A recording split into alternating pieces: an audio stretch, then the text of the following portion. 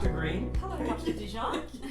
Well, look, congratulations on the book. Thank you. I read it on the plane. I think I texted you the minute I got to the States to say congratulations about it. So yeah, I'm really happy with it. I think people are going to be really happy to read it. So when I was reading the book, and we've talked about this, previously, but the thing that struck me was talking about being reactive and proactive around well-being. So can you tell us a little bit of how we should think about the difference between that? Yeah, absolutely. And I think for me, it really stood out because my first job as a psychologist was as a clinical which I still am, but as a clinical site.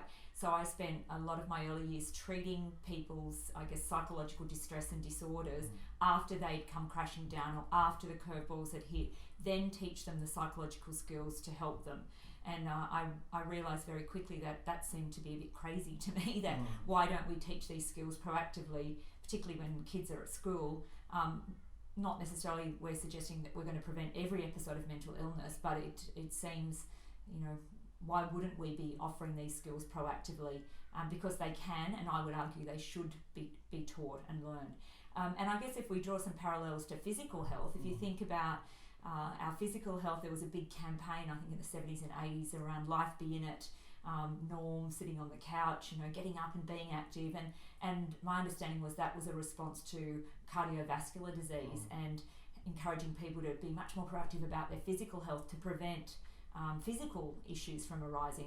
And most of us are pretty good when it comes to physical health these days, but we're now at a point where we can, again, be prescribing or recommending the scientific skills and strategies that can prevent mental ill health from happening. So the book is really taking that science out to the public with some of those key psychological skills that can proactively boost our mood, our mental health and our well-being. It makes me think too that we talk about literacy in schools, but what you're talking about is there's a literacy around well-being. Absolutely. Right? So that's what we're teaching hopefully for students, but also that's what we're doing this episode for teachers of what needs to happen. Yes, and there's actually some research for those that are interested emerging out of the Melbourne Graduate School of Education, the Positive Psychology Centre with Professor Lindsay Oates on wellbeing literacy right now. Fantastic. Yeah. So, in the book, what you talk about is a positivity prescription. Yes. And what I was thinking about, because of who we're talking to, is educators and school leaders and network leaders. So why do we as educators need a positivity prescription? Yeah. Well, having worked with educators for over 10 years now, I've come to realise that most of them really care about people.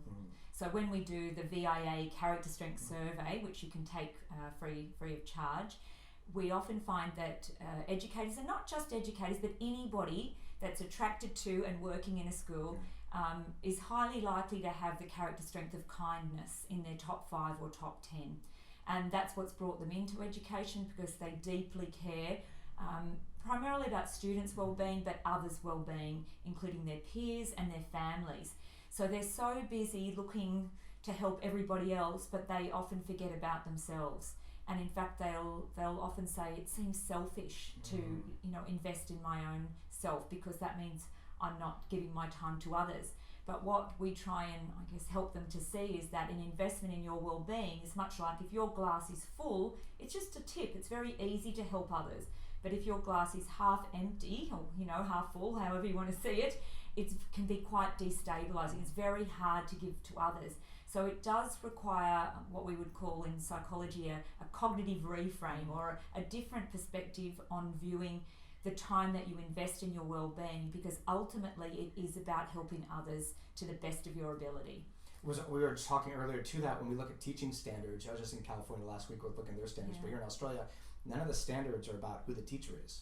So it's a real disconnect to say you have to, as a profession, invest in yourself to be effective in what you're doing. So it just makes me think of that. Absolutely, and there's great research by Professor Donna Cross in Western Australia on teacher wellbeing and the correlation with student wellbeing. And I think most of us intuitively know that, but it's good to show the science is supporting that, and also research around social and emotional contagion theory, so we know emotions are contagious. Now, I'm certainly not suggesting that we walk around with big yellow happy smiley faces all day every day, and I usually say they'll lock you up if you do.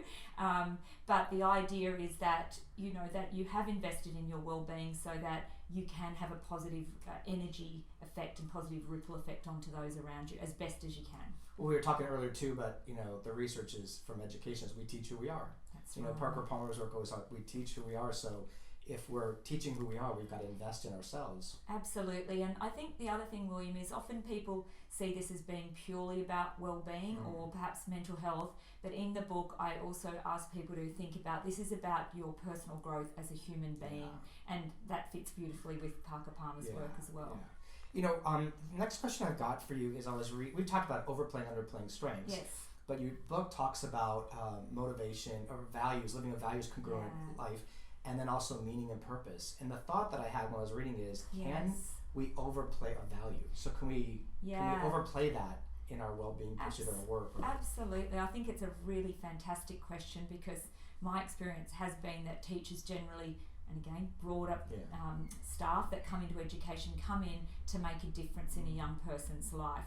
And that sense of meaning and passion around that can sometimes be the detriment to their family, their health. So I think it's really important that we get clear on our values, but sometimes we have what we call values conflicts, where we want to help a student who really needs help, but we also know that we've committed to being at home with our family. So for me, the most important thing is carving out some self-reflective time, and I know how challenging that can be in an educational setting, but to firstly get clear on what does matter, and then how do I create a bit of a lifetime table, if you like, that's going to balance that out and help me do the best that I can to meet those values needs, if you like.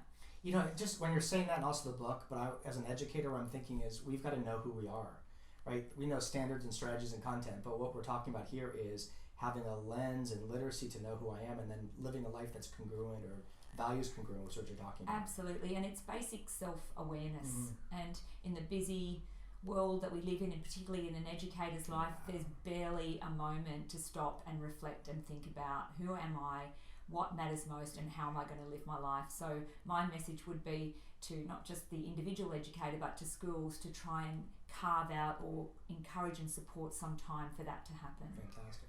So I do have one last question, and so you're a doctor and you can prescribe things, right? Because your book... Not medication. I know, well... Meditation, okay, you can do that. Okay, so what I was thinking about is you have really a prescription here. Yes. 6-week journey about this. That's it. And I read the whole thing, I was taking notes and thinking about things that I want to add. Yeah. So if you were to prescribe some positivity to educators, is there one prescription or one practice that you think we should really consider adding to our practice? Yeah, it's a really hard question because there's so many things, but just two things. Firstly, identify what's working well for you in your life already, because prioritizing positivity is about doing the things that will positively impact on your well-being. And if that's just spending quality time with your family and you start to do a little bit more of that intentionally, then that's fantastic. When it comes to some of the scientific strategies, I'd have to say mindfulness, but not just mindfulness, some form of meditation. It could even be prayer.